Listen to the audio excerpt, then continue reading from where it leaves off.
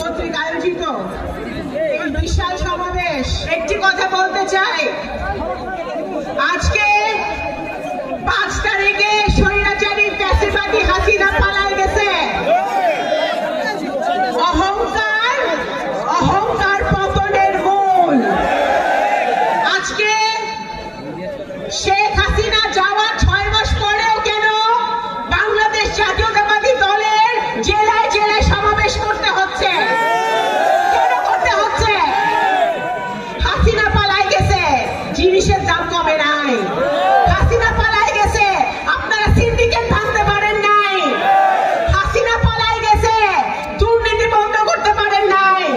হাসিনা পালায় গেছে, এখনো নারীরা ধর্ষিত হচ্ছে, এখনো ডাকাতি হচ্ছে, এখনো খুন হচ্ছে, এখনো হচ্ছে। ইউনূস সাহেব, আপনি 6-7 মাসে কোনো সংস্কার করতে পারেন নাই। এই ছাত্র জনতার আন্দোলনের মধ্য দিয়ে এই 15 বছরে আমার সামনে যত আপনারা ভাইরা আছেন, যেই ভাইয়েরই আপনারা স্লোগান দেন, প্রত্যেকে কিন্তু জেল হাজত খাটছেন, খাটেন নাই? মামলা খাইছেন, অন্যায়ভাবে মামলা খাইছেন, গুম হয়েছে, খুন হয়েছে। 15 বছর ধরে আমাদের নেতা কর্মীরা নির্যাতিত হয়েছে। আমাদের যারা মারা গেছে তাদেরকে আজকে আমরা স্মরণ করি।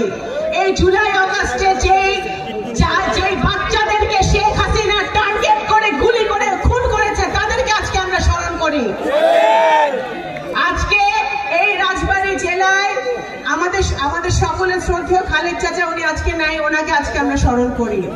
সাবু চাচা, উনি অত্যন্ত অসুস্থ, আমরা আজকে স্মরণ করি। আল্লাহ ওনাকে সুস্থ করে তুলুক, আমাদের মাঝে আবার ফিরে আনুক, আবার রাজবাড়ির রাজনীতিতে উনি ফিরে আসুক।